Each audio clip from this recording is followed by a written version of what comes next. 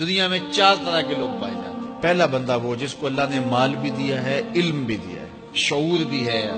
ضروریات دین کا علم بھی ہے، اللہ تعالیٰ نے اس کو فہم عطا کیا ہے، علم دیا ہے، اور وہ اس مال میں اپنے رب سے ڈرتا ہے کہ اس کو غلط جگہ خرچ نہیں کرنا، اور صلہ رحمی بھی کرتا ہے، رشتہ داروں کے حقوق کا خیال بھی رکھتا ہے، اس میں جو اللہ کا حق ہے اس کو بھی ادا کرتا ہے،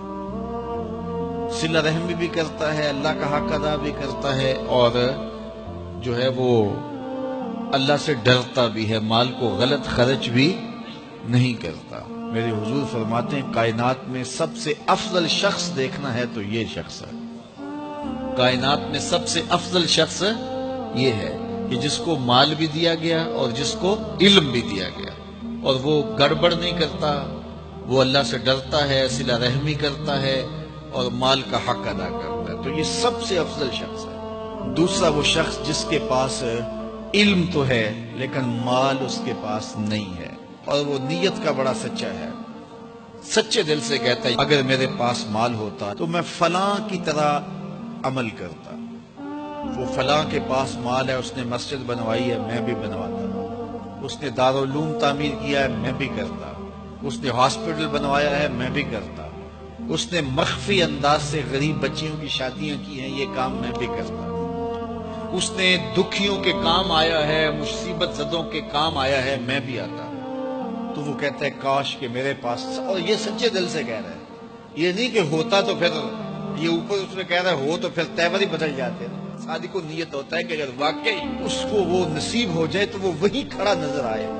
تو حضور فرماتے ہیں وہ ہو بھی سچی نیت والا، سچی نیت والا، اور وہ کہتا ہے اللہ مجھے اگر مال دے میں فلاں کی طرح عمل کروں گا۔ میرے رسول فرماتے ہیں قیامت کے دن جب نامہ اعمال تولا جائے گا دونوں کے عمل برابر ہوں گے، اس نے خرچ کیا اور اس نے صرف نیت کی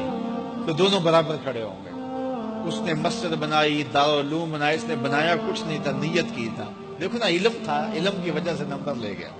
کہتا مالک میرے پاس ہوتا میں یوں کرتا، کیا کچھ نہیں، نہ ہوا نہ کیا، لیکن قیامت کے دن جب نامہ اعمال تونے کے برابر کھڑے ہوں گے۔ اچھا، تیسرا شخص جس کو اللہ نے مال دیا ہے لیکن علم نہیں دیا، مال کی فراوانی ہے لیکن علم نہیں ہے، شعور نہیں ہے، جہالت کی وجہ سے وہ مال میں گڑبڑ کرتا ہے، اور اپنے رب سے بھی نہیں ڈرتا، ولا یصل رحمہ، اور صلہ رحمی بھی نہیں کرتا، اور اس کے اندر اللہ کا جو حق تھا وہ بھی ادا نہیں کرتا۔ میرے رسول فرماتے ہیں کائنات میں سب سے زیادہ خبیث بندہ دیکھنا ہے تو یہ کھڑا ہے، سب سے زیادہ منزل کے اعتبار سے خبیث ترین شخص یہ کھڑا ہے۔ چوتھا شخص کون سا ہے؟ جس کے پاس علم بھی نہیں ہے، جس کے پاس مال بھی نہیں ہے، اور وہ کہتا ہے کہ اگر میرے پاس مال ہوتا تو میں بھی فلاں کی طرح عیش کرتا، میں بھی یوں موج میلہ کرتا، مستیاں کرتا،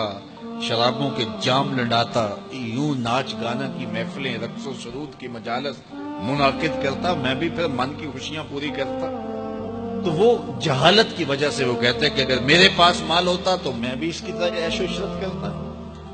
اللہ اکبر۔ میرے رسول فرماتے ہیں کل قیامت کے دن جب نامہ اعمال تولے جائیں گے تو دونوں ایک ہی جگہ پہ کھڑے ہوں گے، اس نے کیا بھی کچھ نہیں لیکن اس کے ساتھ کھڑا ہو۔ اب ان 4 لوگوں میں سے کسی ایک جگہ تو کھڑا ہونا ہے ہم نے، جس کو اللہ نے مال بھی دیا ہے، علم بھی دیا ہے، تو وہ کہاں کھڑا ہوتا ہے؟ اور جس کے پاس علم ہے مال نہیں، جس کے پاس مال ہے علم نہیں، جس کے پاس نہ علم ہے نہ مال ہے،